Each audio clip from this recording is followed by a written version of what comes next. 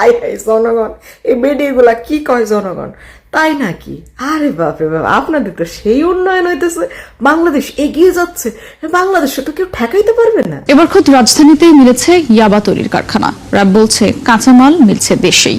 কেরানীগঞ্জের ইয়াবা মিয়ানমারের মতোই এমন আরও কারখানা থাকার তথ্য পেয়েছে বলে জানিয়েছে সংস্থাটি। দুপুরে কারওয়ান বাজারে র্যাব মিডিয়া সেন্টারে এসব তথ্য জানান র্যাব 10-এর অধিনায়ক অতিরিক্ত ডিআইজি মোহাম্মদ আসাদুজ্জামান। ঠিকই তো আছে জনগণ, তাই না? এই যে নুনুস 18 মাস ক্ষমতায় থাইকা এই জঙ্গি বানায়া ছাত্রছাত্রীদেরকে একটা বারের জন্য ভুলবশত বলে নাই যে তোমরা পড়ার টেবিলে ফেরত যাও। হ্যাঁ, উনি বলিয়াছেন পড়াশোনা লাগবে না, তোমরা উদ্যোক্তা হও, তোমরা কেন বিদেশে গিয়ে চাকরি করবা? আরে বিদেশিরা তোমাদের এখানে আসবে চাকরি করতে। এইগুলো হচ্ছে উদ্যোক্তার লক্ষণ। হ্যাঁ, ওই যে কম শিক্ষাগত যোগ্যতা থাকলে তো ভাই জিডা হ্যাঁ পারে হিডে তো বানাবে, তাই না? এই যে দেখেন তো কি সুন্দর ইয়াবার কারখানা হয়ে গেছে। এখন এখানে বিদেশিরা এসে কাজ তো অবশ্যই করবে, কারণ বিদেশে এইগুলো পাচার করলে বিদেশে যারা এইসব ইয়াবা ড্রাগ বা এইগুলা মাদকের সাথে যারা জড়িত থাকে তারা অবশ্যই দৌড়ে দৌড়ে আসবে বাংলাদেশে কাজ করতে, তাই না? বাপরে বাপ, নুনুস তো সেই রকম বাংলাদেশ তৈরি করে দিয়ে গেছে, ঘরে ঘরে উদ্যোক্তা।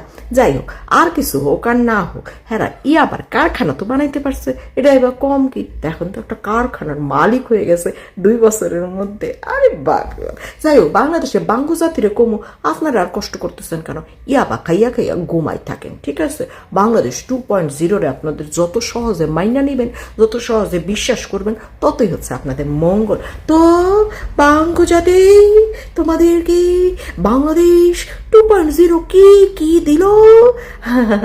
বাংলাদেশ 2.0 হচ্ছে 4 কোটি বেকারত্ব দিল, হচ্ছে 500-র অধিক কলকারখানা বন্ধ দিল, হচ্ছে হত্যা, বলাৎকার, দর্শন, তারপরে কি বলে ওটাকে নির্যাতন, হ্যাঁ দিল হচ্ছে ইয়াবা কারখানা। হ্যাঁ, সেদিক দিয়ে হচ্ছে গার্মেন্টস কারখানা বন্ধ হয়ে যায়, ইয়াবা কারখানার যুগ চলে আসে, ইয়াবা কারখানা প্রতিষ্ঠিত হয়। আর কি দিল বাঙ্গুজাতি, আর কি দিল বলেন তো দেখি?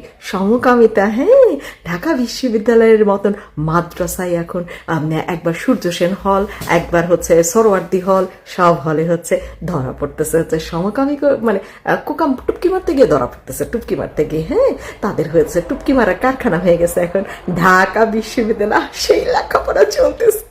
বোঝেন তাহলে এই মেধাবীরা বাইরে বাংলাদেশে কই থেকে কই পৌঁছায় দিবে? টুপকি মারার কারখানা তৈরি হয়ে যাবে, ইয়াবা কারখানা, তারপর টুপকি মারার কারখানা, তারপরে জনগণ আপনাদেরকে দিয়েছে বোমার যুগে স্বাগত স্বাগত স্বাগত।